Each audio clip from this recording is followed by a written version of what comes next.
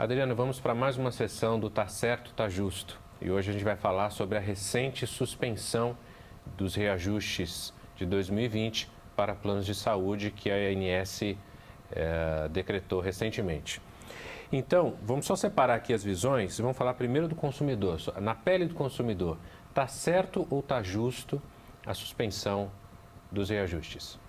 Eu acho que é justo pensar na suspensão dos reajustes para o consumidor num cenário onde existe uma crise econômica, uma restrição de recursos, onde existe uma sinalização de melhora do resultado das operadoras, onde existe um reajuste, no caso específico que motivou isso tudo, extremamente alto.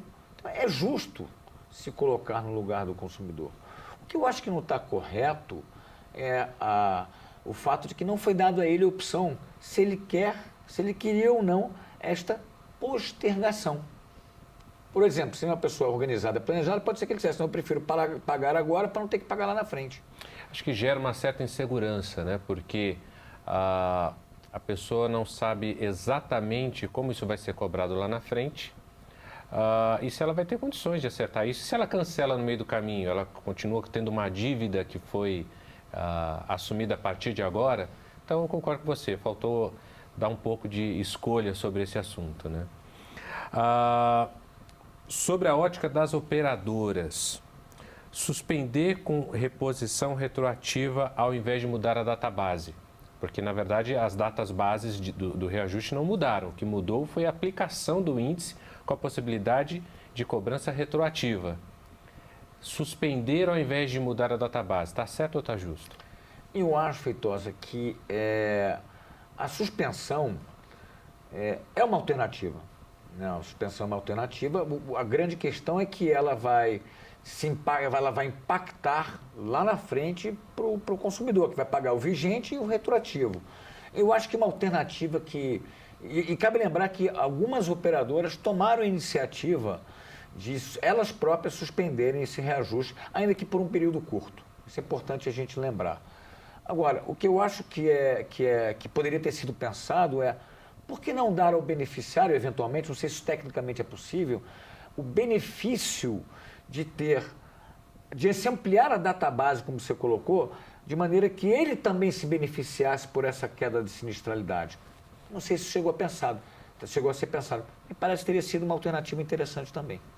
Me parece que não está certo, porque para muitas situações, talvez essa lógica permanecesse da suspensão, mas para outras, você mudar a database facilitaria muito a vida de todo mundo, inclusive da operadora, para determinado contrato, que é muito grande, para determinada situação, porque você cria um precedente de uma confusão de como tratar essa cobrança que fica indeterminada, né? Ou seja, você está suspendendo agora até dezembro. A gente não tem garantia que isso não vai ser prorrogado.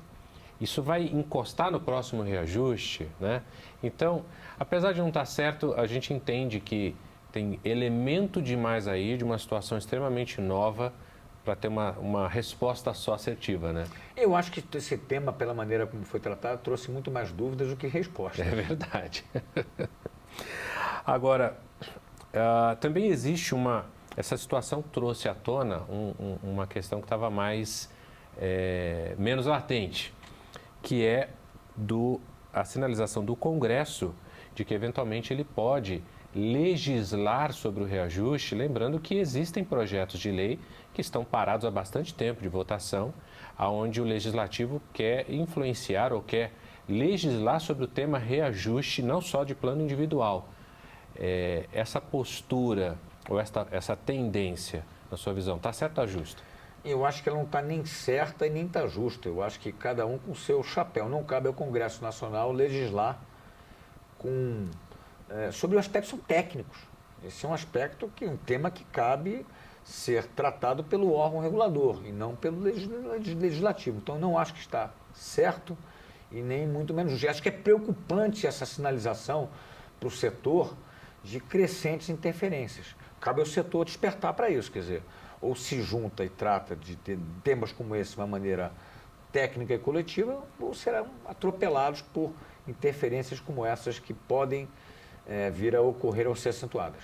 O que me preocupa desse contexto é que muitas vezes esses projetos de lei, eles desconsideram aspectos técnicos, como você comentou, mas também desconsideram que, dependendo da forma como ele é colocado ou pensado, ele afeta drasticamente a oferta de plano de saúde no Brasil. Precisa pensar que planos individuais hoje, você tem uma baixa oferta justamente porque existe um controle externo sobre o reajuste, né?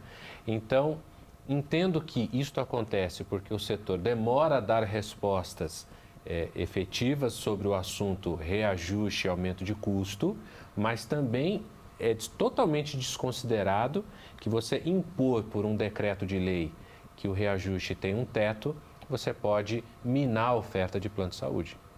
Eu acho que medidas que não têm embasamento técnico para proteger o consumidor, como se diz, comprometem o mercado. E comprometer o mercado é comprometer o consumidor. É isso aí, polêmico. Bem polêmico.